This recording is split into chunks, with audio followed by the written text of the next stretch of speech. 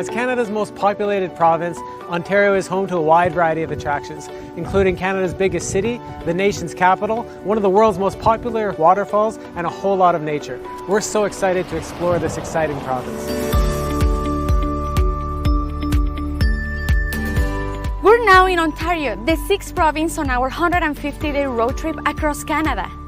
Our first stop was Ottawa, Canada's capital city, which is right across the river from Quebec.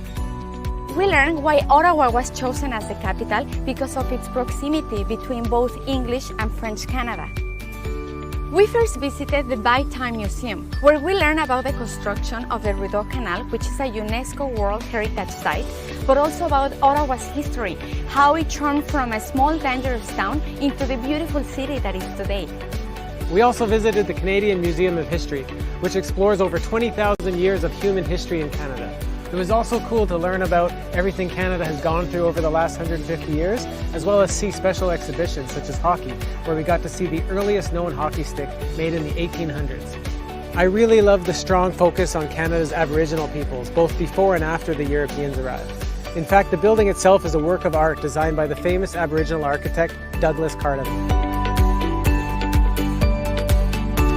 Another cool place is the nearby Diefenbunker Cold War Museum, a massive 100,000 square foot bunker that was built to sustain the life of certain delegates in the case of a nuclear war. Now it's home to a one-of-a-kind museum as well as the world's largest escape room. We loved running around the building like an action hero, solving clues under pressure and trying to beat the clock. Another great thing to do is to visit Parliament Hill, especially during Canada Day when the city hosts one of the biggest parties in the country. Being in Ottawa for Canada Day was an unforgettable experience. I'm so happy that I got to celebrate the awesomeness of this country, a country that has made me feel loved and welcome from the very first day. We had the fortune of being there for Canada's 150th, where we got to briefly meet the Prime Minister, listen to dozens of inspiring talks, watch talented Canadian artists perform on stage, and feeling the energy and pride of Canadians and visitors celebrating what Canada has become and dreaming of the next 150 years going forward.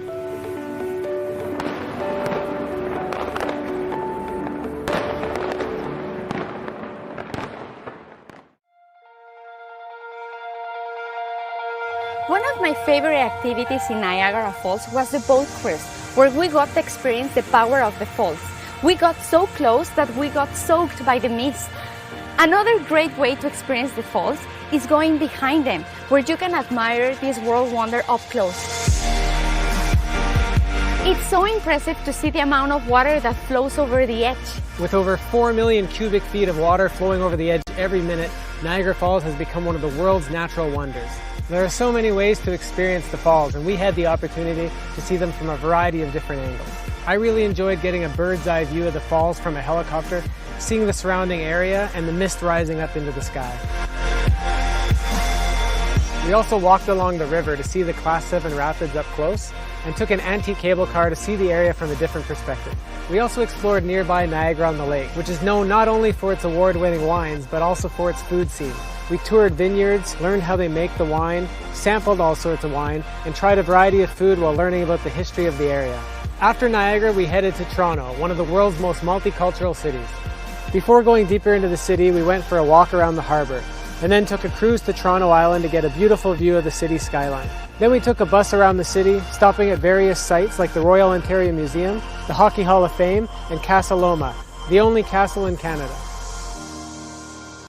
Then we went to the Livelihood Cafe and learned about their wonderful project that helps refugees and others learn valuable skills to build long-term careers. Like, this country is really special than other countries. It's a multicultural, and there is culture from everywhere. You don't feel that you're different than everybody. You're like everybody here. I had to leave Syria because of the war, and if we stayed there, we was like, I'm pretty sure that we will die there. So me and my family, we really like Canada, and all my brothers, they said this is our second home. We don't want to leave it. And this is a nice country. They helped us a lot. And also my parents, they like it here. They think the people, all the people, I believe like all the people here is very kind. It was heartbreaking to hear some of their stories, but heartwarming to see them all welcomed into Canada.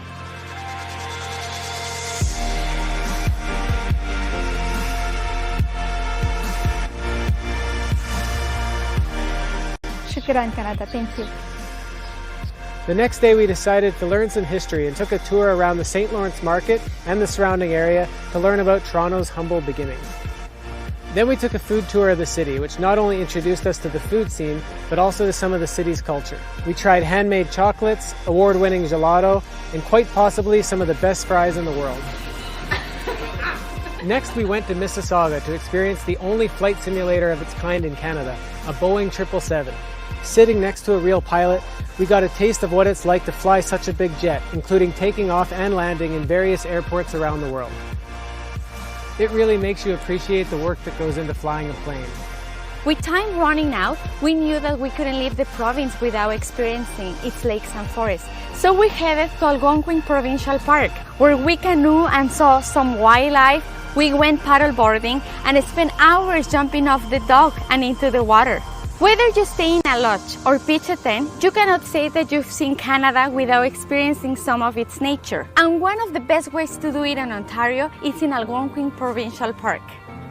From vibrant multicultural cities to lakes, forests, and stunning natural attractions, Ontario is a great place to explore. Thank you for watching our Ontario episode.